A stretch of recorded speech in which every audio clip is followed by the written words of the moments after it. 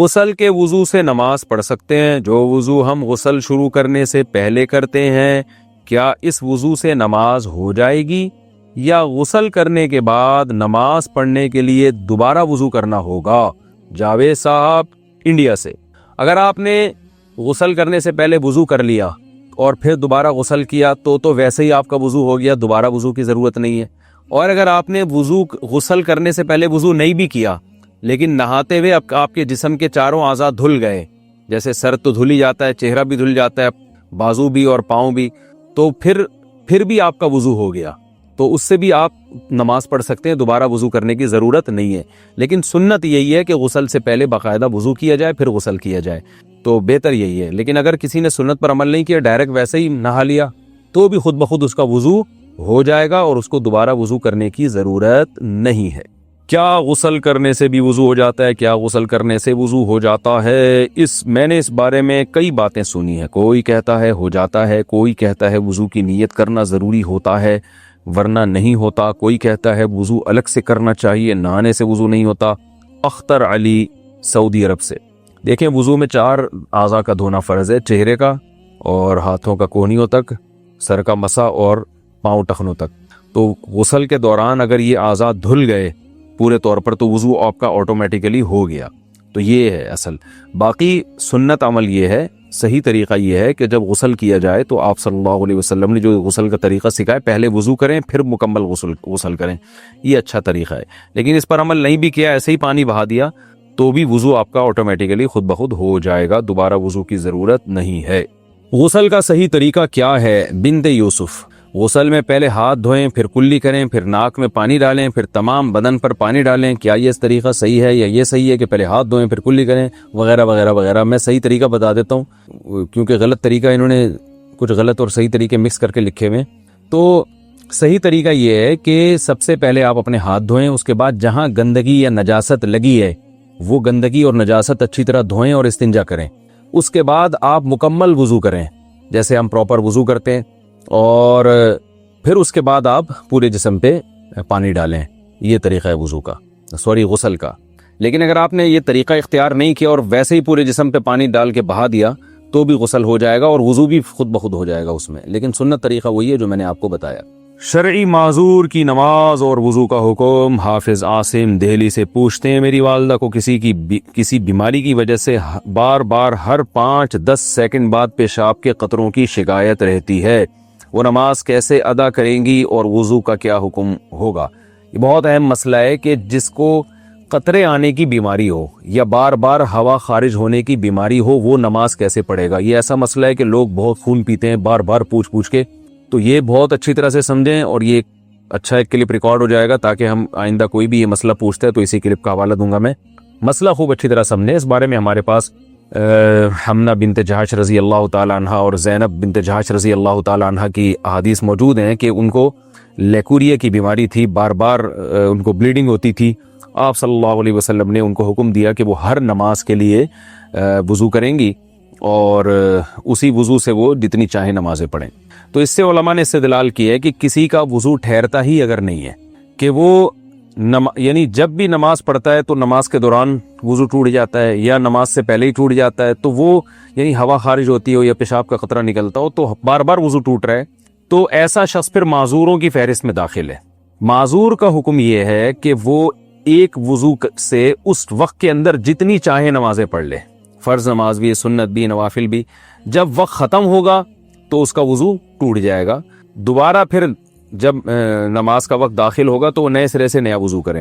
تو جو بیماری ان کو لاحق ہوئی ہے اس بیماری کی وجہ سے وضو نہیں ٹوٹے گا۔ جیسے کسی کو پیشاب کے قطروں کا مرض ہے تو ایسا معذور کا پھر پیشاب کا قطرہ نکل گیا تو وضو نہیں ٹوٹے گا، ہاں ہوا خارج ہوئی تو وضو ٹوٹ جائے گا۔ اور اگر کوئی ہوا کا مریض ہے، اور میری چونکہ تھوڑی سی مزاح کی بھی عادت ہے، ہمارے مدرسے میں کچھ طلبہ ایسے تھے جن کو کوئی بیماری تھی، وہ ان کی ہوا بہت خارج ہوتی تھی تو ان کو وہ الگ سے وہ نماز پڑھتے تھے، تو ہم نے مذاق میں ان کا نام رکھا ہوا تھا کہ یہ پاک فضائیہ انہوں نے جوائن کر لی ہے، ٹھیک ہے نا۔ تو جو بھی اس قسم کے معذور تھے نا، ہم ان کو یہی ایک وہ تانا دیا کرتے، تانا تو نہیں، ایک مزاح کرتے تھے کہ آپ جماعت سے نماز نہیں پڑھ رہے، آپ الگ نماز پڑھ رہے ہو تو خیریت؟ تو کہتا تھا یار میں بھی پاک فضائیہ میں آ گیا ہوں۔ تو یہ مزاح ہوتا تھا ان کے ساتھ، اس کو مزاح ہی سمجھیں، کچھ اور نہ سمجھیں۔ تو हवा बार बार खारिज होती है। एक तो पाक फ़ज़ाई है, वो है जो वाकई पाक फ़ज़ाई है, जो एयरफोर्स है हमारी, वो तो हमारे लिए काबिल फ़ख्र है। ये फ़ज़ाई से मुराद वो वाली फ़ज़ा नहीं है, ये कोई और वाली फ़ज़ा मुराद है इससे। तो बार बार किसी की हवा अगर खारिज हो रही है, बार बार पेशाब का कतरा खारिज हो रहा है और नमाज के दौरान भी कतरा खारिज हो जाता है, तो फिर उसके लिए हुक्म यही है कि वो उसी वज़ू से जितनी चाहे नमाज़ें पढ़े। जब नमाज का वक्त ख़त्म होगा, नया वक्त दाखिल होगा, तो नए वज़ू से फिर वो नई नमाज़ें, वो जितनी नमाज़ें चाहे पढ़ेंगे। यानी एक वज़ू से वो अगले वक्त की नमाज़ें नहीं पढ़ सकता बस, लेकिन किसी और वजह से वज़ू टूटा तो टूट जाएगा। अब ये कि माजूरों की फहरिस्त में दाखिल कब होगा ये समझें। किसी भी शख्स पर कोई एक नमाज का पूरा वक्त ऐसा आ जाए कि जिस पूरे वक्त में कोशिश के बावजूद वो बावुजू होके नमाज ना पढ़ सके। मोहम्मद शुएब इंडिया से अगर शौहर बीवी को 3 तलाक दे दे और फिर शौहर बीवी दोनों एक दूसरे के साथ रहने पर रजामंद हों, तो फिर भी औरत को हलाला और इद्दत करनी चाहिए। शौहर अगर बीवी को 3 तलाक़ें दे दे और उसके साथ रहने पर राज़ी हो, तो इस सवाल पैदा होता है फिर 3 तलाक़ें दी क्यों है आपने? अगर आप रहने पर राज़ी थे तो 3 तलाक़ें क्यों दी हैं? मुमकिन है कोई कहे कि भाई दिल में उसके नहीं था कि वो चाहता था रखना। तो हम दिल के मुकल्लफ नहीं है, हम ज़बान के मुकल्लफ हैं। एक आदमी बंदूक से किसी को गोली मार दे और कहे कि मैं नहीं चाहता था ये मरे, लेकिन अब कुदरत से मर गया तो मैं क्या करूं, तो झूठ बोल रहा है। इसका मतलब है ये मर्दों की शरारत होती है, वो 3-3 तलाक़ें देते हैं और फिर बाद में रोते धोते हैं, ड्रामे कर रहे होते हैं, और ताकि जुर्म भी साबित हो जाए और सज़ा भी ना मिले इनको। यानी जुर्म तो हो चुका है साबित 3 तलाक़ें दे के, और फिर घुन्ने बने हुए होते हैं कि मैं तो चाहता नहीं था, मुंह से निकल गई, ये हो गया वो हो गया। बड़े बड़े लोगों में हमने लड़ाइयाँ देखी हैं, कभी भी इस तरह 3 तलाक़ें मुंह से नहीं निकालते वो, ये ड्रामेबाजी होती है। ऐसी सूरत में औरत हलाला करके, जो एक तो हलाला मुआहदे के साथ करना ही हराम और नाजायज़ है, लेकिन कुछ औरतें ये काम करती हैं, मुआहदा करके हलाला करती हैं, शौहर की चिकनी चिपड़ी बातों में आती हैं कि मैं मौत अब अच्छी ज़िंदगी गुजरेगी, फिर दोबारा वही 3 तलाक़ें होती हैं। तो इसलिए जब 3 तलाक़ें हो गई हैं तो अब शौहर ये कह रहे हैं ना मैं तो रखना चाहता हूँ, तो उसको बोलो कि बकवास मत करो, मुझे गुस्सा आ रहा है, असल में मैं थोड़ी सी अब्यूजिव लैंग्वेज इस्तेमाल कर रहा हूँ कि ये ड्रामे किसी और के पास जाके बयान किया करो। अगर तुमने रखना होता ना 3 दफ़ा लफ्ज़ ज़बान से ना निकालते। तो ये ऐसे ही है जैसे कोई बंदूक की गोली किसी को मार दे और बोले भाई मैं गुस्से में आ गया था मैंने चला दी। तो और मैं मशवरा यही दूंगा कि अब जब तलाक़ें हो गई हैं, खातून को चाहिए कि वो कहीं और निकाह करें इद्दत के बाद और उसी मर्द के साथ हंसी खुशी ज़िंदगी गुजारें। अल्लाह की कुदरत, अगर वो दूसरा मर्द तलाक दे दे या वो मर जाए या खातून को उस दूसरे मर्द के साथ नहीं वो ज़िंदगी अच्छी गुजर रही, तो किसी भी शौहर से तलाक मांगी जा सकती है। अगर शौहर दे दे तो कोई हर्ज नहीं है, तो उस दूसरे मर्द से तलाक मांग ली जाए बाद में कि भाई मैं आपके साथ नहीं रहना चाहती। वो अगर तलाक दे दे ठीक है, नहीं दे तो फिर उसी के साथ ज़िंदगी गुजारे। बिलफर्ज अगर वो दे देता है तलाक तो फिर इद्दत के बाद जहाँ चाहे निकाह करें। फिर अल्लाह ने इजाज़त दी है, पहले शौहर से भी निकाह कर सकती हैं, कहीं और भी निकाह कर सकती है, लेकिन फिर देखभाल के निकाह किया जाए। इस तरह से अगर कोई हलाला होता है तो ये तो जायज़ है, लेकिन पहले से ज़बान से या तहरीर से मुआहदा करना तो ये हराम है, नाजायज़ है। अब्दुल्ला अकरम हासिलपुर से, कितनी दफ़ा दुनिया का टाइम रुका था? मेरे ख्याल में तो मेरे इल्म में नहीं है कि एक दफ़ा भी रुका हो दुनिया का टाइम। जुवेरिया साहिबा कराची से, मैं ज़ोहर की नमाज अपने ऑफिस के केबिन में पढ़कर बैठ कर पढ़ती हूँ। खड़े होकर पढ़ूँ तो साथ वाले केबिन के सारे लोग मुतवज्जे होते हैं। क्या इस सूरत में बैठ कर नमाज पढ़ी जा सकती है? नहीं जनाब, फ़र्ज़ नमाज खड़े होकर पढ़नी पड़ेगी। आप अपने चेहरे को ढाँप लें, पर्दा कर लें, इस तरह से नमाज पढ़ लें ताकि कोई मुतवज्जे हो भी तो ना देखे आपको, लेकिन फ़र्ज़ नमाज बहरहाल खड़े होकर ही पढ़नी पड़ेगी। जुवेरिया साहिबा कराची से, मुझे ऑफिस से घर जाते हुए 1.5 घंटा लगता है। आजकल मगरिब जल्दी हो जाती है, घर पहुंचती हूँ तो क्या इस वक्त मगरिब की नमाज पढ़ी जा सकती है या वो क़ज़ा कहलाएगी? अगर क़ज़ा कहलाएगी तो क्या मैं रास्ते में गाड़ी में नमाज पढ़ सकती हूँ? मैं अकेली होती हूँ और आगे ड्राइवर होता है, सूरत में क्या बेहतर है? आपको उतर के नमाज पढ़नी पड़ेगी। अब घर पहुँच के नमाज क़ज़ा हो रही है या नहीं हो रही है तो मैं नहीं बता सकता। आप टाइम देख लें, आजकल मोबाइल में एप्लीकेशन आ रही हैं जिनमें मगरिब का टाइम, हर नमाज का टाइम लिखा हुआ होता है। इशा के टाइम से पहले अगर आप घर पहुंच जाती हैं तो पढ़ लें, और अगर ऐसा नहीं है, आप जब घर पहुंचती हैं तो इशा की नमाज क़ज़ा हो चुकी, मगरिब की नमाज क़ज़ा हो चुकी होती है, तो फिर आपके लिए रास्ते में गाड़ी रोक के नमाज पढ़ना फ़र्ज़ है। आप ड्राइवर से कह दें भाई गाड़ी साइड पे लगाओ, मैंने नमाज पढ़नी है। हिम्मत करनी पड़ती है नमाज के लिए, तो फ़र्ज़ नमाज पढ़ लें। सुन्नतें अगर कोई मजबूरी हो तो फिर छोड़ी भी जा सकती है। इंडिया से किसी ने पूछा है, एक उम्र रसीदा औरत जो कि 58 साल की हैं, शदीद बीमारी से उठती हैं और नमाज पढ़ते वक्त इनसे पैर मोड़ा नहीं जाता। इसके अलावा वो नमाज पढ़ लेती हैं और क़ज़ाए हाजत के लिए भी टॉयलेट चेयर इस्तेमाल करती हैं। वैसे चहल कदमी आराम से कर लेती, इनकी नमाज का तरीक़ा क्या है? भाई जिस तरह से मुमकिन है पढ़ लें। नमाज में पाँव मोड़ा नहीं जा रहा तो सीधा कर लें, किबले की तरफ कर लें पाँव, तो کھڑے ہو کے پڑھ سکتی ہیں کھڑے ہو کے لازمی پڑھیں، پھر بیٹھنا جائز نہیں ہے فرض نماز میں، اور اگر کھڑے ہو کے پڑھنا ممکن نہیں ہے تو پھر بیٹھ کے پڑھ لیں، پاؤں فولڈ کرنا ممکن نہیں ہے تو قبلے کی طرف پاؤں کر لیں سیدھا۔ اچھا بھائی، عبداللہ صاحب ملتان سے پوچھتے ہیں، اچھا یہ تو ہو چکا ہے۔ محمد قاسم انڈیا سے، پہلی قوموں نے دعوت کا کام کیا ہے یا نہیں کیا؟ سب قوموں نے دعوت کا کام کیا ہے، نہی عن المنکر ہر ایک پر فرض رہا ہے ہمیشہ سے، البتہ چونکہ نبی صلی اللہ علیہ وسلم آخری نبی ہیں تو جس اہتمام کے ساتھ اس امت پہ نہی عن المنکر کو فرض کیا گیا ہے اس اہتمام کے ساتھ پچھلی امتوں پہ نہیں تھا، کیونکہ اب کوئی نبی نہیں آئیں گے۔ باقی نہی عن المنکر امر بالمعروف یہ ہمیشہ سے ہر ایک پہ فرض رہا ہے۔ انڈیا سے کسی نے پوچھا ہے، میرے والد ایک دکاندار ہیں، اگر میں اسکالرشپ میں اپنے والد کو بے روزگار ظاہر کروں اور مجھے اسکالرشپ مل جائے تو کیا یہ حرام ہوگا؟ باقی یہ کیا لکھا ہے، کرائٹیریا پر تو میں پوری اترتی ہوں۔ نہیں جی، آپ بے روزگار ظاہر کریں تو یہ جائز نہیں ہے، اور پھر وہ اسکالرشپ بھی آپ کے لیے حلال نہیں ہے، کیونکہ جھوٹ بول کے اسکالرشپ لی جا رہی ہے تو وہ دے اس لیے رہے ہیں کہ بے روزگاروں کے لیے ہے نا، وہ تو طیب خاطر دل کی خوشی کے بغیر کسی کا مال کھانا جائز نہیں ہے۔ میرا آج گلا کافی خراب ہوا ہے تو اس لیے میں ذرا سلولی ریکارڈ کروا رہا ہوں۔ انڈیا سے کسی نے پوچھا ہے، میرے شوہر بہت غصے والے ہیں، چھوٹی چھوٹی غلطی پر تانے دیتے ہیں اور میرے گھر والوں کے بارے میں بھی تانے دیتے ہیں، معاملہ زیادہ نہ بگڑ جائے اس لیے میں اپنے میکے میں نہیں بتاتی ہوں۔ میرے شوہر مجھے کچھ بھی لا کر دیں تو احسان جتاتے ہیں کہ تو اس لائق نہیں، کوئی بھروسہ نہیں کہ کس وقت کس بات پہ بگڑ جائیں، مجھے بہت بے عزت کرتے ہیں، اگر میری غلطی نہ ہو اور میں جواب دوں تو مجھے مارتے بھی ہیں، میں بہت پریشان ہوں، رو رو کر میری طبیعت خراب ہو جاتی ہے، میری مدد کیجیے۔ دیکھیں آپ اپنے گھر والوں کو بتا دیں، معاملہ بگڑ جائے تو بگڑ جائے، اتنا بگڑ گیا اور کتنا بگڑے گا۔ تو بعض لوگ محبت سے نصیحت سے بات سمجھ لیتے ہیں، بعض لاتوں کے بھوت ہوتے ہیں ہاتھوں سے نہیں مانتے۔ شادی خوشیوں کے لیے کی جاتی ہے، اس لیے نہیں کی جاتی ہے کہ معاملات بگڑیں اور مارے کھائیں اور بلا وجہ کی جو ہے نا تانے سنتے رہیں۔ مجھے نہیں پتا آپ سچ بول رہی ہیں غلط بیانی کر رہی ہیں، بعض دفعہ شوہر غلط بیانی کر رہا ہوتا ہے بیوی کے بارے میں، بعض دفعہ عورت غلط بیانی کر رہی ہوتی ہے، جو جب تک دونوں طرف سے حالات نہ سنے جائیں بات پتہ نہیں چلتی کہ اصل معاملہ ہے کیا۔ لیکن بہرحال اگر صحیح کہہ رہی ہیں آپ، جو کچھ آپ نے اپنے ہسبینڈ کے بارے میں بتایا وہ سچ ہے، پھر آپ کو چاہیے آپ اپنے گھر والوں کو بتائیں، اپنے بھائیوں کو، رشتہ داروں کو، مردوں کو، تاکہ وہ آپ کے شوہر کے جو نٹ بولٹ ہیں وہ ٹائٹ کریں اور ان کے سافٹ ویئر اپڈیٹ کریں۔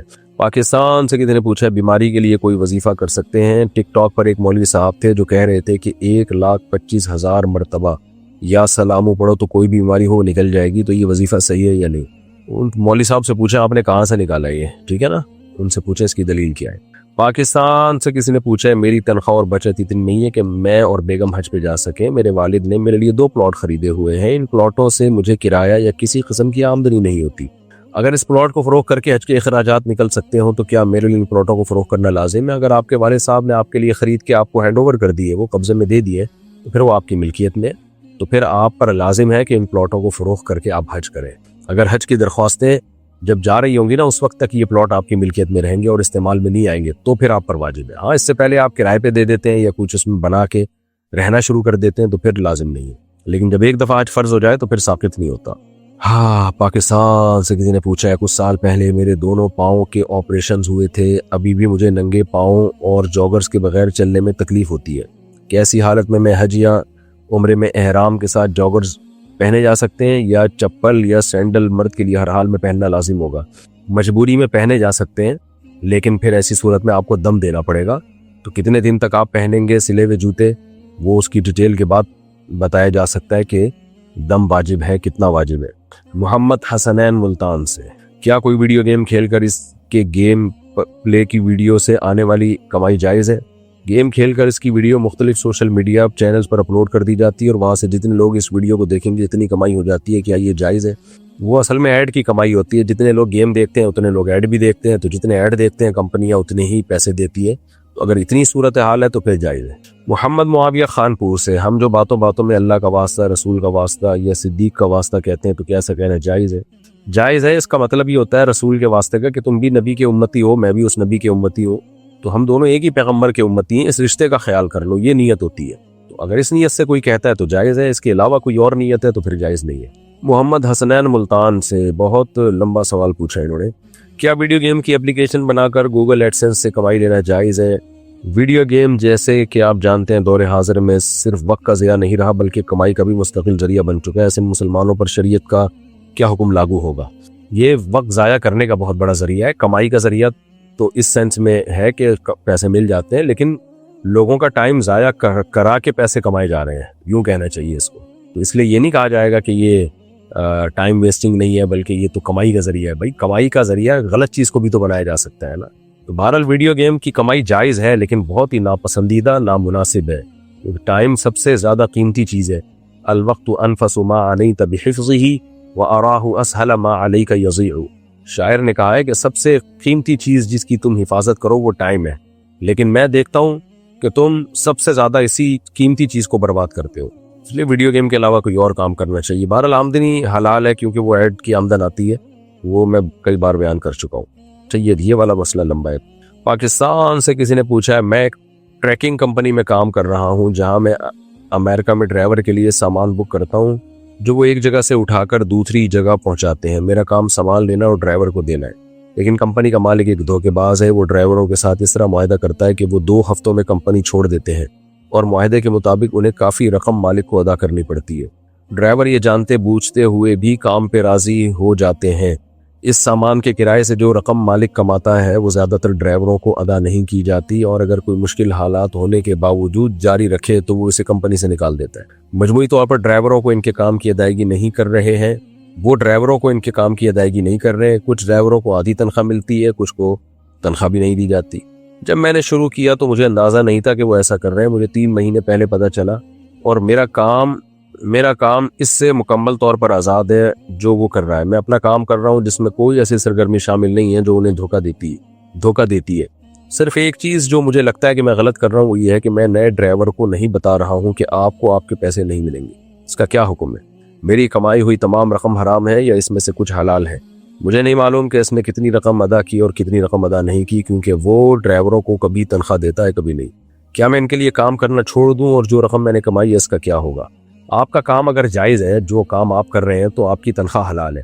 باقی وہ جو آپ کا سیٹ یا جو بھی کمپنی کا مالک ہے جو 2 نمبریاں کر رہا ہے وہ اس میں گنہگار ہو رہا ہے، حرام کر رہا ہے، ناجائز کر رہا ہے. باقی یہ کہ آپ کو بہتر یہی ہے کہ ایسے فراڈیوں کے ساتھ آپ جاب نہ کریں، چھوڑ دیں، صحیح اچھی حلال جاب تلاش کریں. تو اور ڈرائیوروں کو بتا دینا ہی بہتر ہے. اگر کوئی ڈرائیور آتا ہے نا، آپ کو پتہ ہے اس کے ساتھ دھوکا ہوگا، تو مسلمان کی خیر خواہی کا تقاضا یہ ہے، چھپڑ میں لے جا کے چپکے سے اس کو بتا دیں. محمد حسنین ملتان سے، کیا ویڈیو گیم کی اپلیکیشن بنا کر گوگل ایڈسنس سے کمائی لینا جائز ہے؟ ویڈیو گیم جیسے کہ آپ جانتے، اچھا یہ تو ہو چکا ہے مسئلہ، دوبارہ انہوں نے یہی پوچھ لیا ہے. یورپ سے کسی نے پوچھا، ہم گھر لینا چاہتے ہیں، تو یہاں گھر لینے کے لیے بینک سے فائنینس کرنا پڑتا ہے، تو وہ سود نہیں ہے، کیا ہم فائنینس کر سکتے ہیں؟ حرام ہے بھائی، سود ہے. جو بھی سودی بینک ہیں وہ سودی سسٹم کے تحت ہی فائنینس کرتے ہیں. تو آپ اسلامی بینک کی طرف جائیں اگر ہے، ورنہ فی الحال کرائے کے گھر پہ گزارا کریں اور اللہ سے دعا مانگیں. آپ اللہ تعالیٰ آپ کی مشکل کو حل کرے. عمر کراچی سے، میرے پاس تقریباً 18 سے 20 تولے سونا ہے. میرے شوہر اس کی زکوٰۃ دیتے ہیں. میں چاہتی ہوں کہ سونا بیچ کر حج پر جاؤں، مگر میرے شوہر اس پر راضی نہیں ہوتے اور نہ ہی کوئی دوسرا محرم ہے جس کے ساتھ میں جا سکوں. وہ برائے مہربانی مجھے بتائیے کہ ایسی صورت میں کیا کروں. مجھے بہت لگتا ہے کہ میری موت آ گئی تو یہ سونا میرے لیے وبال بن جائے گا. بالکل صحیح ڈر لگ رہا ہے آپ کو. 20 تولے سونا ہے تو آپ پر حج لازم ہے. جیسے ہی محرم کا انتظام ہو جائے آپ چلی جائے. شوہر اگر ناراض بھی ہو تو شوہر کی ناراضی کی پرواہ نہ کریں، لیکن محرم کا ہونا بہرحال ضروری ہے. محمد صاحب پاکستان سے، اگر کوئی شخص مقروض ہو اور اس کی ملکیت میں گھر ہے جس کو فروخت کر کے وہ اپنا پورا یا قرض کا کچھ حصہ ادا کر سکتا ہے وہ، اور اس کے ساتھ اپنی ضرورت کی رہائش کا انتظام بھی کر سکتا ہے، اس کے باوجود مقروض آدمی کا گھر نہ بیچنا اور قرض کی ادائیگی میں مزید تاخیر کرنا، جبکہ قرض خواہ مستقل طور پر اپنی رقم کی واپسی کا مطالبہ بھی کر رہے ہیں، کیا یہ شرعاً جائز ہے؟ یہ آج کل بہت سے لوگ کرتے ہیں، پیسے لے لیتے ہیں، کاروبار میں ڈوب گئے تو اب واپس نہیں کرتے، کہتے ہیں ہم کہاں سے دیں. تو میرے بیانات میں بھی یہ بات ہے، بھائی آپ جس گھر میں رہتے ہیں اس کو بیچ کے آپ قرض ادا کرو. کہتے ہیں یہ گھر کیسے بیچیں بھائی صاحب، کرائے پر رہو آپ. تو اگر کوئی شخص کرائے پر رہ سکتا ہے اور اپنا گھر بیچ کے پورا یا آدھا قرضہ ادا کر سکتا ہے تو اس پر شرعاً لازم ہے کہ وہ گھر بیچ کے قرضہ ادا کرے. نبی صلی اللہ علیہ وسلم اس شخص کی نماز جنازہ نہیں پڑھاتے تھے جس کی موت اس حال میں ہو کہ اس پہ قرضہ ہو. اتنی شدید وعید ہے اس پر. شہید کا ہر گناہ معاف ہوتا ہے، حدیث میں آتا ہے، قرضہ معاف نہیں ہوتا. تو گھر بیچیں اپنا. جہاں جان اٹکی ہوئی ہوتی ہے دیواروں میں، یہی پھر حب دنیا ہے. دیواروں میں نا جان اٹکی ہوئی ہوتی ہے کہ یہ میرا گھر. قبر میں جائے گا تو پتہ چلے گا تیرا گھر کون سا تھا. محمد معاذ باول نگر سے، اگر کوئی شخص مسلمان ہونا چاہتا ہے تو اس کا کیا طریقہ ہے؟ کیونکہ میں نے دیکھا ہے کہ کچھ علماء دوسرا کلمہ، کچھ پہلا کلمہ پڑھاتے ہیں، اور کیا کلمہ پڑھنے سے پہلے غسل کے فرائض ادا کرنا کفر سے توبہ لازم ہے. دیکھیں، پہلا کلمہ پڑھائیں، دوسرا کلمہ پڑھائیں، دونوں جائز ہیں. ہر غیر مسلم کو اسلام قبول کروانے کا طریقہ دوسرے سے مختلف ہوتا ہے. کلمہ توحید تو سب سے پڑھوایا جائے گا، نبی کی ختم نبوت کے اقرار سب سے کروایا جائے گا، وعدہ لیا جائے گا کہ میں نماز قائم کروں گا، زکوٰۃ دوں گا، حج کروں گا، رمضان کے روزے رکھوں گا، اور جو بھی شرعی احکام ہے ان کی پابندی کروں گا، یہ توبہ کروائی جاتی ہے۔ پھر دیکھا جاتا ہے اس کا کس مذہب سے تعلق ہے، اگر وہ ہندو ہے تو پھر اسے یہ پچھلے مذہب سے دستبرداری کا اعلان کروایا جائے کہ میں ہندو نہیں ہوں، میں مندر میں نہیں جاؤں گا، میں بتوں کی پوجا نہیں کروں گا۔ اگر وہ عیسائی ہے تو اس کی زبان سے کہلوایا جائے گا میں حضرت عیسیٰ ابن مریم کو اللہ کا نبی مانتا ہوں، میں آپ کو اللہ کا بیٹا نہیں مانتا، آئندہ میں چرچ نہیں جاؤں گا، میں عبادت مسجدوں میں جا کے کروں گا، ایک خدا کو مانتا ہوں۔ تو یہودی ہے تو اس سے یہ بھی اعتراف کیا جائے گا کہ میں حضرت عیسیٰ ابن مریم کو اللہ کا پیغمبر مانتا ہوں جو بغیر باپ کے اللہ نے اپنی طاقت اور قدرت سے پیدا کیے، میں معاذ اللہ ان کے نسب میں شک نہیں کرتا، حضرت مریم کو پاک دامن مانتا ہوں، اور پھر محمد صلی اللہ علیہ وسلم کی نبوت کا بھی اعتراف کیا جائے گا۔ تو جو بھی مذہب اسلام میں جس مذہب والا بھی داخل ہو رہا ہے نا، اس سے اس مذہب کے بارے میں لا تعلقی کا اظہار کیا جائے گا، بھئی اب میرا اس مذہب سے کوئی تعلق نہیں ہے، اور پھر اس کو جب مسلمان ہو جائے تو پھر بہتر یہی ہے کہ اس کو غسل کرایا جائے کہ وہ غسل کرے۔ فیروز صاحب یو پی سے، میری بیوی 3 سال سے اپنی ماں کے گھر ہے، بات کرتا ہوں تو طلاق مانگتی ہے، بدتمیزی کرتی ہے، پیسوں کی ڈیمانڈ کرتی ہے، وہ چاہتی ہے میں اپنے والد اور والدہ کو چھوڑ دوں، وہ بولتی ہے یا تو میرے ساتھ رہو یا اپنے ماں باپ کے ساتھ، کیا کرنا چاہیے؟ دیکھیں اگر آپ کے ماں باپ کی خدمت کرنے والا کوئی موجود ہے اور نہیں بن رہی بیوی کی ماں باپ کے ساتھ، تو بہتر یہی ہے کہ اس کو ماں باپ سے الگ قریب میں کہیں گھر لے کے دے دیں، تاکہ آپ ماں باپ کی خدمت بھی کرتے رہیں، بیگم کی خدمت بھی کرتے رہیں۔ اس کے بعد بھی وہ بدتمیزی کرتی ہے تو پھر آپ سمجھ لیں، سوچ لیں کیا کرنا ہے، رکھنا ہے یا چھوڑنا ہے اس کو۔ سعودی عرب سے کسی نے پوچھا، میں ایک طلاق یافتہ عورت سے شادی کرنا چاہتا ہوں، میں نے اپنے والد صاحب کو راضی کر لیا ہے، مگر میری والدہ کا کہنا ہے کہ طلاق یافتہ سے شادی کرنا ہماری فیملی کے لیے شرمندگی کا باعث ہے، برائے مہربانی رہنمائی فرمائے۔ بھائی یہ ابا سے بول دیں کہ ابا اگر ہماری کسی بہن بیٹی کو، آپ کی بیٹی کو یا ہماری بہن کو طلاق ہو گئی اور پھر کوئی دوسرا اچھا رشتہ آ رہا ہو اور وہ بھی یہ کہے کہ میں طلاق یافتہ سے شادی نہیں کروں گا کیونکہ بے عزتی کی بات ہے، تو آپ پہ کیا گزرے گی؟ تو اس لیے سوسائٹی میں اس کو ختم کریں، جہاں دل چاہ رہا ہے وہاں شادی کرو، طلاق یافتہ ہو یا کنواری ہو، اس سے کوئی فرق نہیں پڑتا، اس لیے کر لیں آپ ایسی کی تیسی۔ استغفر اللہ، یعنی آپ سمجھتے میرا اسٹائل چینج ہو جاتا ہے ان مسائل میں، تو یہ کوئی بے عزتی کی بات نہیں ہے۔ ہاں وہ لڑکی غلط خاندان کی ہے پھر بے عزتی کی بات ہے، تو طلاق یافتہ ہونا بے عزتی کی بات نہیں ہے، لڑکی کا خاندان ٹھیک نہیں ہے، لڑکی کی حرکتیں ٹھیک نہیں ہیں، تو بھلے وہ طلاق یافتہ ہو، بے شک وہ کنواری ہو، دونوں صورتوں میں اس سے نکاح نہ کریں۔ یو اے ای سے کسی نے پوچھا ہے، حال ہی میں میرے بھائی کی وفات ہوئی ہے، ان کی وفات کے وقت سے ہم ان کے بچوں کی تعلیم لے کر کھانے پینے تک کی تمام ضرورات کا پورا خیال رکھتے ہیں، لیکن ہماری بیوہ بھابھی خاندان میں اور ان لوگوں میں جن کے ساتھ ہمارا اٹھنا بیٹھنا ان میں منفی باتیں کرتی ہیں، ان کی ضرورتیں پوری نہیں کرتی، ایسی صورت میں شرعی لحاظ سے ہمیں کیا کرنا چاہیے؟ ہوئے ہوئے ہوئے ہوئے ہوئے بھائی بیوہ بھابھی کی شادی کراؤ، جو گھر میں دوسرے بھائی ہیں ان میں سے کوئی ایک بھائی ان سے شادی کر لے یا خاندان سے باہر شادی کر لے۔ اب جو ہے جو بیچاری خواتین بیوہ ہو جاتی ہیں، کچھ کام وام بھی نہیں ہوتا، پھر غیبتوں کا پروگرام ہی چل رہا ہوتا ہے گھروں میں، تو اس لیے منفی باتیں تو وہ بیچاری کریں گی، اب چھوڑو ان کو، شادی کرا دو، مثبت باتیں پہ آ جائیں گی انشاءاللہ۔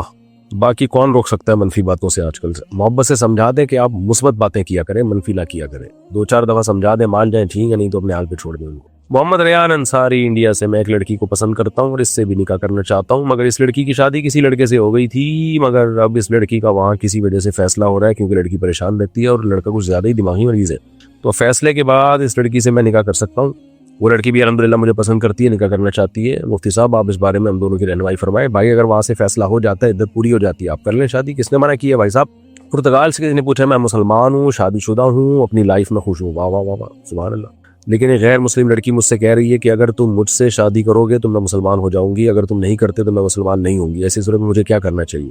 اگر میں شادی نہیں کرتا تو کل قیامت کے دن گنہگار ہوں گا، اگر وہ لڑکی مسلمان نہیں ہوتی اور اس طرح مر جاتی ہے تو قیامت کے دن اس کا گناہ میرے سر پہ ہوگا کہ نہیں؟ دیکھیں اس لڑکی سے کہیں کہ آپ اسلام قبول کریں، چاہے میں آپ سے شادی کروں یا نہ کروں، شادی کا اسلام سے تعلق نہیں ہے، بلکہ یوں کہنا چاہیے اسلام کا شادی سے تعلق نہیں ہے، تو اسلام اگر دین برحق ہے تو آپ نے قبول کرنا ہے، دین برحق نہیں ہے تو قبول نہیں کرنا آپ نے، اگر آپ کو لگتا ہے تو ہم تو یہی کہیں گے دین برحق ہے لہذا آپ قبول کریں اسلام، تو اس کو شادی سے نہ جوڑیں۔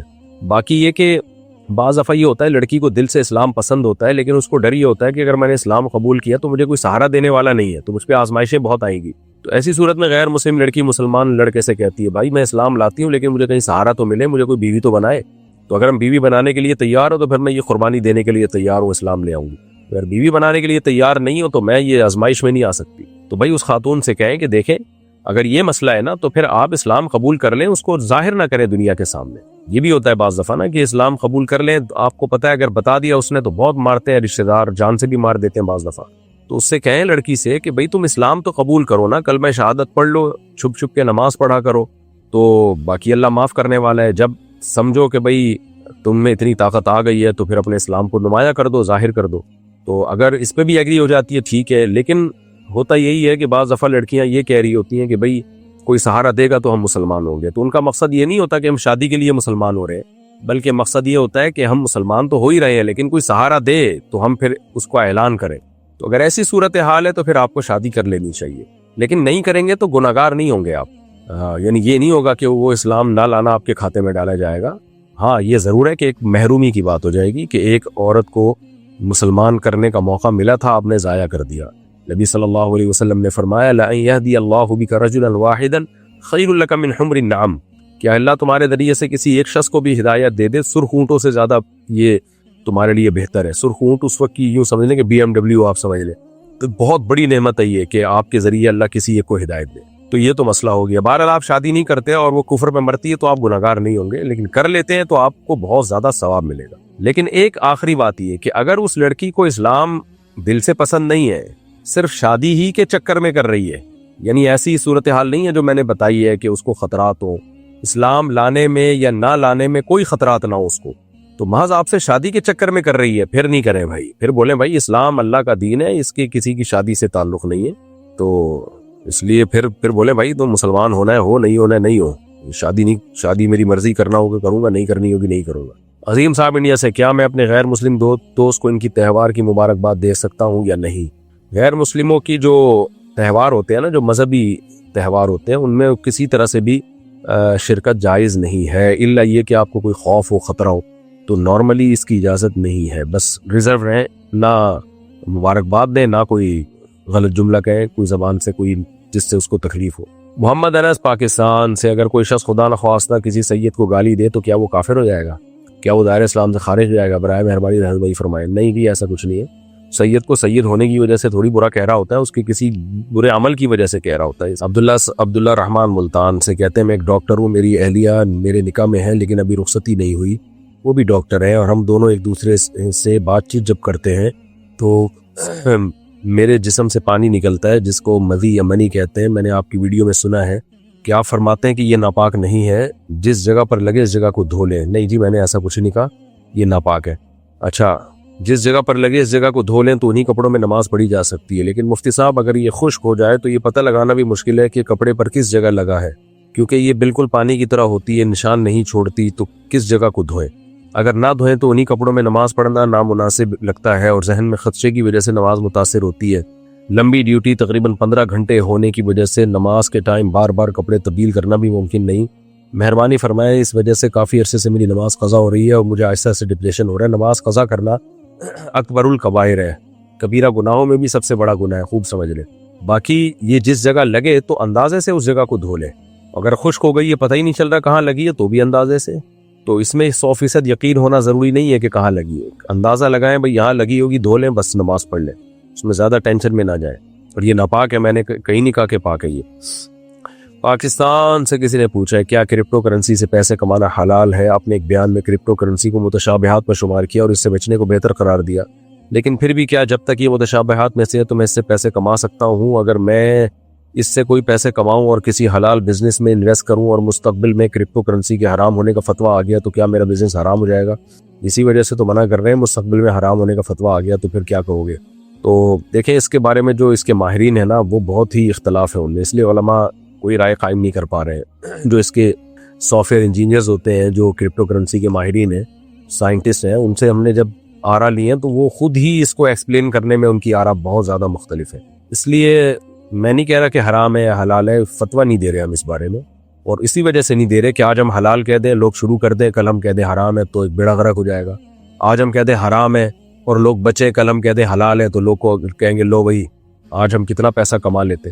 تو ایسی ہی چیزوں کے بارے میں حدیث میں آتا ہے الحلال ابین والحرام ابین، حلال حرام واضح، کچھ چیزیں متشابہات میں سے ہیں، مشتبہات میں سے. تو آپ صلی اللہ علیہ وسلم نے فرمایا جو مشتبہات میں سے بچے گا وہ اپنے آپ کو بچا لے گا. تو آپ دارالعلوم کورنگی رابطہ کریں، حضرت مفتی تقی عثمانی صاحب اسی طرح جامع رشید میں بھی دیگر جو سینئر علماء ہیں ابھی تک کوئی مضبوط رائے نہیں ہے. کچھ جونیئر علماء نے جواز کا فتویٰ دیا ہے لیکن ان کی رائے پر سینئر علماء کو اطمینان نہیں ہے, تو اس لیے خاموشی اختیار کی گئی ہے. اس میں احتیاط یہی ہے کہ اس سے ایوائڈ کریں, اور اگر کسی کو کسی مفتی کی رائے پر اعتماد ہے تو اس کے فتوے پر وہ عمل کر سکتا ہے. کویت سے کسی نے پوچھا میں جس سے بھی محبت کرتا ہوں خواہ وہ کوئی بھی ہو تو خدا مجھ سے وہ چھین لیتا ہے, پتہ نہیں خدا مجھ سے کیا چاہتا ہے, خدا میرے ساتھ ایسا کیوں کرتا ہے, سمجھ میں نہیں آتا کہ خدا مجھ سے کیا چاہتا ہے. خدا آپ سے یہ چاہتا ہے کہ آپ صرف خدا سے محبت کریں. اللہ کو آپ سے بہت زیادہ محبت ہے, اللہ چاہتے ہیں کہ دنیا کی چیزوں سے دل نہ لگاؤ, اللہ سے محبت کرو. تو ایک دفعہ اللہ سے دل لگا کے دیکھیں, انشاءاللہ اللہ آپ سے دور نہیں ہوگا اور خوب آپ کی زندگی میں لطف اور مزہ پیدا ہو جائے گا. محمد حسنین ملتان سے, کیا ویڈیو گیم کی اپلیکیشن بنا کر گوگل, اب یہ بار بار ایک ہی سوال پوچھا ہے بھائی. ارسلان صاحب ڈیرہ اسماعیل خان سے, دل میں اگر گندے خیالات آ رہے ہوں مگر اس پر عمل نہ ہو تو کیا پھر بھی پکڑ ہوگی؟ جو خیالات خود بخود آتے ہیں ان پہ کوئی پکڑ نہیں ہوتی. رحیم سمالانی کوئٹہ سے, اگر کوئی شخص اپنی بیوی سے جھگڑا کرتے ہوئے بول دے کہ ہمیں تم سے کوئی مطلب نہیں یا ہم سے مطلب مت رکھنا, حالانکہ اس کی نیت یہ نہ ہو کہ طلاق دوں یا پھر چھوڑ دوں, تو کیا اس طرح کہنے سے طلاق ہو جاتی ہے؟ نہیں ہوتی جی. اقرا آصف اتر پردیش انڈیا سے, 2 سال پہلے کی بات ہے, میں ایک رات اپنے بستر پہ لیٹی ہوئی تھی اور اچانک مجھے ایسا لگنے لگا جیسے بس ابھی میری موت ہو جائے گی. میں چاہتی تھی کہ مجھے اچھی حال میں موت آئے, اس لیے میں نے اٹھ کر 2 رکعت نفل نماز پڑھی, لیکن ایسا کچھ ہوا نہیں. لیکن مجھے پچھلے 2 سالوں سے ایسا محسوس ہو رہا ہے کہ بس اگلے ہی لمحے میری موت واقع ہو جائے گی. کبھی کبھی تو یہ بات اتنی یقینی ہوتی ہے کہ میں کلمہ پڑھنے لگتی ہوں. ہر رات میں جب سونے کے لیے بستر پر لیٹتی ہوں تو اس بات کا یقین ہوتا ہے کہ اگلی صبح میری آنکھ نہیں کھلے گی. اکثر میں اپنے خوابوں میں کسی نہ کسی کا جنازہ دیکھتی ہوں. ایک دفعہ تو میں نے دیکھا کہ میں اپنے ہی جنازے کے پاس کھڑی ہوں. ہر وقت موت کا ڈر رہنے کا کیا مطلب ہو سکتا ہے؟ میں اپنے خواب میں جو جنازے دیکھتی ہوں ان کی کیا تعبیر ہوگی؟ اپنے خواب میں خود کا جنازہ دیکھنے کی کیا تعبیر ہے؟ آپ کو ڈر کوئی خوف لاحق ہو گیا ہے سے جنازے ہول سیل کے حساب سے آپ کو نظر آ رہے ہیں, آپ فوری طور پر کسی اچھے سائیکالوجسٹ سے یا سائیکیٹرسٹ سے رابطہ کریں, وہ آپ کا علاج کر دے گا انشاءاللہ. صلو علی الحبیب. اور روحانی عاملوں کے چکر میں نہ پڑے, وہ بیڑا ہی غرق کر دیں گے. کسی ڈاکٹر کو دکھائیں, ٹھیک ہو جائیں گی. کوئی ہوتا ہے وہ ہمارے دماغ میں کچھ کیمیکل اپ اینڈ ڈاؤن ہو جاتے ہیں, سیٹنگ آؤٹ ہو جاتی ہے, تو ڈاکٹر میڈیسن کے ذریعے یا کاؤنسلنگ وغیرہ کے ذریعے وہ سیٹنگ کو سیٹ کر دیتے ہیں. لیکن کوئی اچھی لیڈی ڈاکٹر ہو, اس سے رابطہ کریں. محمد USA سے, الحمدللہ میں بال بچوں والا آدمی ہوں. میری بیٹیوں کی دوستیں کہیں ملتی ہیں تو کوئی ہاتھ ملا لیتی ہے یا بیٹیوں کی طرح گلے لگ جاتی ہے, مجھے بہت معیوب لگتا ہے اور ایک دم سے جھجک اور کنفیوژن میں ہاتھ بھی ملا لیتا ہوں. مجھے معلوم ہے کہ یہ نامحرم ہے مگر میں کیسے بچوں؟ ہماری فیملی میں تعظیم کے لیے بڑوں کے ہاتھ چومتے ہیں, تو میری بہو بھی عزت دینے کے لیے میرے ہاتھ چومتی ہے اور میں اس کے سر پر ہاتھ رکھ لیتا ہوں. کیا یہ ٹھیک ہے؟ بالکل ٹھیک نہیں ہے, غلط ہے, ناجائز ہے. بہو کا سسر کے ہاتھ چومنا تو دور کی بات, ہاتھ ملانا بھی جائز نہیں ہے سسر سے اس زمانے میں. اور اسی طرح یہ جو بچیاں ہیں جو آپ سے ہاتھ ملا رہی ہیں, اگر یہ بالغ ہیں یا بلوغت کے قریب ہیں تو بھی جائز نہیں ہے. آپ ان کو محبت سے سمجھا دیں, بیٹا پردہ کرنا چاہیے, ہاتھ نہ, سر پہ ہاتھ رکھ لیں بہو کے, اور یا کوئی بچیاں ہیں تو بس زیادہ سے زیادہ یہ کہ سر پہ ہاتھ رکھ لیں ان کے, اس سے آگے نہ جائے. تو باقی اتنا نیک بننا اور اتنا کہ مجھے شرم آتی ہے ان کو منع کرتے ہوئے, بھائی صاحب یہ کیا ہو رہا ہے؟ وہ گلے ملتے ہوئے شرم نہیں آ رہی, منع کرتے ہوئے شرم آ رہی ہے. جہاں شرم ہونی چاہیے وہاں ہونی چاہیے. بہرحال آپ کا جذبہ اچھا ہے, آپ کو فکر ہے, تو ان کو محبت سے سمجھا دیں اور بولیں کہ یہ نہیں کہیں کہ مجھے فتنے کا خطرہ ہے یا مجھے فتنے کا خوف ہے. نہ بولے ہمارا بیٹا یہ کلچر ٹھیک نہیں ہے, میں نے علماء سے سنا ہے کہ یہ جائز نہیں ہے. تو بہو کو بھی بول دیں آپ میری بیٹیوں کی طرح ہو, سر پہ بس ہاتھ رکھو. تو بس اتنا اس کو بتا دیں عزت کے ساتھ. پاکستان سے کسی نے پوچھا, ایک عورت کو اس کے شوہر نے شادی کے 15 سال بعد طلاق دے دی. عورت 6 سال اپنے میکے میں رہی ہے اور اس دوران عورت نے کسی اور کے ساتھ اپنی مرضی سے نکاح کر لیا, لیکن رخصتی نہ ہوئی. گھر والوں اور رشتہ دار کے کہنے پر اثر 1.5-2 سال کے بعد لڑکی نے عدالت میں خلا کا دعویٰ دائر کیا. لڑکا سعودی عرب میں تھا, لیکن اس کو اس خلا کے دعوے کا علم تھا اور عدالت سے خلا ہو گئی. لڑکی کے پہلے شوہر نے بھی آگے کسی عورت سے شادی کر لی تھی. اب پہلے شوہر اپنی بیوی کو گھر لے آنے کی ٹھان لی پہلے شوہر نے, کیونکہ ان کا ایک بیٹا بھی ہے. عورت نے شرط رکھی کہ جس عورت سے شادی کی اسے طلاق دو, پھر سوچوں گی. مرد نے طلاق دے دی اور اپنی پہلی بیوی سے دوبارہ نکاح کر لیا, لیکن نکاح زبانی ہوا, گواہوں کی موجودگی میں ہوا. لڑکی کے گھر والے بھی شامل تھے, لیکن لڑکی کو ناحق مہر کا بتایا گیا, نہ دیا گیا, نہ ہی شوہر کا نام لے کر قبول کروایا گیا. بس شادی کے گواہان میں سے ایک نے لڑکی سے کلمہ پڑھنے کو کہا اور کلمہ پڑھوا کر چلا گیا. اب کیا اس لڑکی کا نکاح درست ہوا؟ پہلی بات تو یہ کہ اس خاتون نے جو عدالتی خلا لیا, پہلے تو وہ تحقیق کریں جو سعودی عرب میں جو بندہ ہے اس سے خلا لیا, وہ خلا شرعی طور پہ ٹھیک ہوا بھی کہ نہیں ہوا. تو اگر عورت نے کیس یہ کیا تھا کہ میں اپنے شوہر کے ساتھ رہنا چاہتی ہوں, شوہر کو بلا کے کہا جائے کہ یہ مجھے لے کے جائے اور میرے حقوق ادا کرے. تو اگر عدالت نے یہ کیا تھا اور پھر بھی شوہر نہیں آیا اور پھر عورت نے مطالبہ کیا کہ پھر مجھے طلاق چاہیے شوہر سے، شوہر نے طلاق بھی نہیں دی، پھر عدالت نے عورت کو خلا کی ڈگری پکڑا دی، تو پھر یہ ہو گیا خلا۔ لیکن اگر عدالت نے ایسا کچھ نہیں کیا، جیسے کہ عدالتوں کو تکلف کی ضرورت ہی نہیں ہے، عدالتوں کو آج کل عورت کو خلا کا کیس کرتی ہے، عدالت خلا کی ڈگری تھما دیتی ہے اس کے ہاتھ میں، صرف اتنا کام ہوا ہے، تو پھر وہ سعودی عرب والے شوہر سے خلا ہوا ہی نہیں عورت کا، اس سے طلاق لینی پڑے گی۔ تو وہ پہلے خلا کے ڈاکومنٹس بھیجیں، وہ پڑھ کے فیصلہ کیا جائے گا کہ یہ سعودی عرب والے شوہر سے خلا ہوا بھی ہے کہ نہیں ہوا۔ بالفرض اگر وہ ہو گیا خلا، تو پھر جو دوسرا نکاح ہوا ہے تو اس میں عورت سے کلمہ پڑھایا گیا، اس کو پتا تھا کہ میری شادی ہو رہی ہے، اور اس کو جب پتا چلا کہ میری نکاح ہو چکا ہے، اس نے زبان سے انکار نہیں کیا، تو یہ اس کی طرف سے قبول ہی سمجھا جائے گا۔ لیکن یہ زیادہ امپورٹنٹ نہیں ہے کہ دوسرا نکاح ہوا کہ نہیں ہوا، پہلے امپورٹنٹ یہ ہے کہ سعودی عرب والے میاں سے خلا ہوا ہے کہ نہیں ہوا ہے، کہ اگر اس کو پتہ ہی نہیں تھا، یا اس کو پتہ تھا، اس کو مہلت ہی نہیں ملی آنے کی، یا صفائی وال بیان دینے کی، یا اس کو بیوی کو لے جانے کی مہلت ہی نہیں دی عدالت نے، پھر وہ خلا ہی ٹھیک نہیں ہوا ہے۔ رحیم سمالانی، اپنا شوق پورا کرنے کے لیے شکار کرنا، جانوروں پرندوں کو مارنا، زخمی کرنا، تکلیف دینا، پنجرے میں قید کرنا، کیا یہ دلیلوں سے ثابت ہو سکتا ہے کہ شکار جائز ہے یا پھر شکار ظلم ہے؟ دلیلوں سے یہ ثابت ہے کہ جانوروں کو اللہ نے انسان کے لیے پیدا کیا ہے، تو انسان اس سے فائدہ اٹھا سکتا ہے۔ ہاں، ظلم نہیں کر سکتا بلا وجہ، کہ کوئی فائدہ ہی نہیں ہے اور آپ بلا وجہ جانور کو مار رہے ہو۔ یہ حدیث سے ثابت ہے، جیسے کسی نے بلا وجہ چڑیا بھی مار دی نا، اور کھانے کی نیت سے نہیں، ویسے ہی تو وہ بھی گناہ گار ہوگا۔ اس طرح کی بہت ساری حدیث ہیں۔ آپ نے کتوں کو مارنے کا حکم دیا بلا ضرورت، کہ خام خواہ میں کتوں کو مارا جائے، تو جہاں ضرورت ہوگی وہاں مارا جائے گا۔ تو شکار بھی انسان کی ایک ضرورت ہے۔ نبی صلی اللہ علیہ وسلم نے فرمایا ارموا فإن أباكم كان راميا، کہ تمہارے باپ اسماعیل علیہ السلام وہ شکار کر کے کھایا کرتے تھے۔ تو اگر کوئی انٹرٹینمنٹ کے لیے بھی جنگل میں جاتا ہے اور شکار کرتا ہے، لیکن شکار کا مقصد کھانا ہو، یعنی اس جانور کو ضائع چھوڑنا نہ ہو، تو پھر یہ جائز ہے، اس کے ناجائز ہونے کی کوئی دلیل نہیں ہے، کیونکہ جانوروں کو اللہ نے پیدا انسانوں کے لیے کیا ہے۔ تو اگر آپ جاتے ہیں کسی جانور کا شکار کرتے ہیں، بے شک تفریح کے لیے ہی کرتے ہیں، لیکن آپ کی نیت یہ ہے کہ میں اس کو کھاؤں گا یا کسی غریبوں کو کھلاؤں گا، لوگوں کو دوں گا۔ جیسے کہ میں نے افریقہ کے جنگل میں جب ہرن کا شکار کیا، پہلی گولی پہ پہلے فائر پہ ایک ہرن کو مارا ہم نے، تو ذبح کیا، تو ہم نے وہاں جتنے مقامی لوگ تھے ان کو دے دیا اس کا گوشت، کہ وہ کھاؤ تم لوگ، تو خوش ہو گئے۔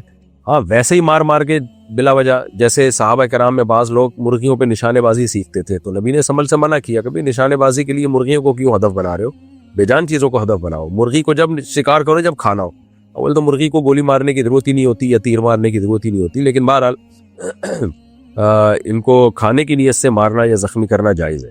باقی پنجرے میں قید کرنا ان جانوروں کو جائز ہے جو تھوڑے دنوں میں پنجرے میں مانوس ہو جاتے ہیں۔ بعض جانور کبھی بھی زندگی میں پنجرے میں مانوس ہوتے نہیں، وہ مر جاتے ہیں۔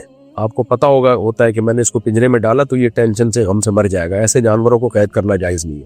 لیکن وہ پرندے، وہ جانور جن کو پنجرے میں ڈالا تو 2-4 دن تکلیف کے بعد وہ مانوس ہو جاتے ہیں، تو ان کو جائز ہے، کیونکہ انسان کی تفریح ہے یہ، تو اللہ نے جانوروں کو پیدا انسانوں کے لیے کیا ہے، اور اس میں پھر جانوروں کو بہت تکلیف بھی نہیں ہوتی، کیونکہ وہ اس پنجرے میں عادی ہو جاتے ہیں، تو ان کی عادی ہونے سے پتہ چل جاتا ہے کہ ان کو وہ تکلیف رہی نہیں ہے، بلکہ وہ یہ اس ماحول کے عادی ہو گئے۔ جیسے طوطا آپ پالے 3-4 دن تو ادھر ادھر بہت پھڑپڑائے گا، اس کے بعد اسی میں وہ یوزڈ ہو جاتا ہے، اس کو بڑے مزے سے پھر رہ رہا ہوتا ہے اس میں۔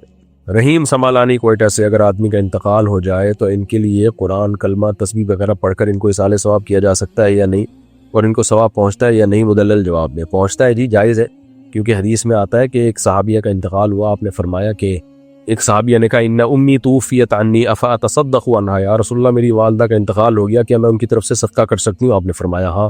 تو اس سے پتہ چلتا ہے کہ صدقہ بھی ایک نیکی ہے نا، تو جیسے اپنے لیے نیکی کی جا سکتی ہے، مرحوم کے لیے بھی نیکی کی جا سکتی ہے۔ تو نبی نے کہا اصول اور ضابطہ بیان کر دیا۔ صدقہ تو ایک محض ایک علامت تھی کہ ایک نیکی ہے، تو یہ مطلب نہیں کہ صرف صدقہ ہی کیا جا سکتا ہے، تو کوئی بھی نیکی میت کے لیے اس حدیث سے پتہ چلتا ہے کی جا سکتی ہے۔ انڈیا سے کسی نے پوچھا، ایک لڑکا جس کی عمر 26 سال ہے، فیملی کی طرف سے رکاوٹوں کی وجہ سے وہ شادی نہ کر سکا کیونکہ اس کے بڑے بھائیوں کی بھی ابھی تک شادیاں نہیں ہوئیں، اس نے اپنے جذبات پر قابو رکھنے کی کوشش کی مگر ناکام رہا اور بدکاری کر بیٹھا۔ استغفر اللہ۔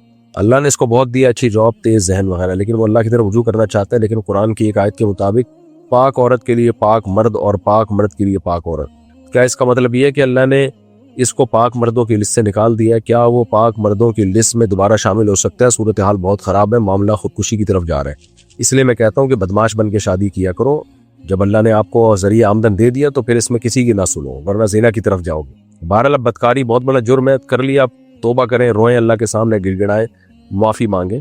تو جو سچی معافی مانگ لے، سچی توبہ کر لے، گناہ چھوڑ دے، تو وہ اللہ کی نظر میں پاک دامن لوگوں میں ہی شامل ہے۔ تو اب ان سے کہیں نکاح میں تاخیر نہ کریں، اور پرانے گناہ کو بھول جائیں، بس اب جلد سے جلد نکاح کریں۔ بنت محبوب پاکستان سے، میرے شوہر کے والدین ہمارے درمیان طلاق چاہتے تھے۔ میرے شوہر تعلیم یافتہ نہیں ہے، وکیل کی مدد سے طلاق کے پیپر تیار کرائے گئے۔ میرے شوہر اپنے والد کی دکان میں کام کرتے ہیں، لہذا انہیں ہمیشہ ڈر رہتا ہے کہ والد نے اگر گھر اور دکان سے نکال دیا تو کیا ہوگا، کیونکہ وہ ذہنی طور پر طلاق پر راضی نہیں تھا، اس لیے وہ ایک طلاق ہی دینا چاہتا تھا، اور اس کے خیال میں پیپرز میں ایک طلاق ہی لکھی ہوئی تھی۔ پیپر پر دستخط کرتے ہوئے اس کو معلوم نہیں تھا کہ پیپر میں 3 طلاقیں لکھی ہوئی ہیں۔ اس نے پیپر پہ دستخط کر کے مجھے بھیج دیے۔ کیا اس طرح والدین کے دباؤ کی وجہ سے زبان سے طلاق کے الفاظ نکالے بغیر اور پیپر پر 3 طلاق کا معلوم نہ ہونے کی وجہ سے طلاق ہو گئی ہے کہ نہیں ہوئی ہے؟ دیکھیں، پیپر پہ 3 طلاق لکھی ہوئی ہو تو بے شک آپ کو معلوم نہ بھی ہو، آپ نے سائن کر دیے تو ہو جائیں گی۔ آپ کو پڑھیں تو صحیح نا اس پہ کیا لکھا ہوا ہے، کوئی پڑھنے ہی نہ دے رہا ہو تو ایک الگ بات ہے۔ تو یہ عجیب بات ہے، طلاق نامہ آپ کے سامنے آیا اور آپ بغیر پڑھے سائن کر رہے ہو۔ اس لیے پیپر پہ 3 طلاقیں لکھی ہوئی تھیں، دے دیے تو ہو گئی ہیں 3 طلاقیں۔ باقی دباؤ کتنا تھا شوہر پر، کیا خطرات تھے؟ نارملی تو لکھنے سے بھی طلاق واقع ہو جاتی ہے، تھوڑا بہت دباؤ ہوگا تو بھی ہو جاتی ہے طلاق، لیکن اگر بہت زیادہ دباؤ ہو، جان کا خطرہ ہو یا کوئی بہت ہی زیادہ ٹینشن، یعنی ایک اچھا خاصا دباؤ ہو جس سے کچھ خطرات لاحق ہوں اپنے والدین کی جان کے، تو پھر اس میں تحریری طلاق نہیں ہوتی۔ اب وہ دباؤ کی کیفیت کیا ہے، تو آپ کے شوہر کو چاہیے کہ وہ سوال بھیجیں تو اور فون نمبر بھی ڈال دیں اس پہ، تو ان سے فون کر کے ہم پوچھیں گے کیا کیا خطرات لاحق تھے۔ تو بہت شدید اگر دباؤ ہو تو پھر ریٹن طلاق نہیں ہوتی، زبان سے تو بہرحال ہو جاتی ہے۔ تو وہ دباؤ کیا تھا وہ، اور ان کی نیت تھی نہیں تھی، یہ سب باتیں شوہر سے ڈائریکٹ رابطہ کیے بغیر بتائی نہیں جا سکتی، لیکن آپ نے جتنی صورتحال بتائی ہے اتنی ہی اگر ہے تو پھر اس سے طلاقیں واقع ہو گئی ہیں۔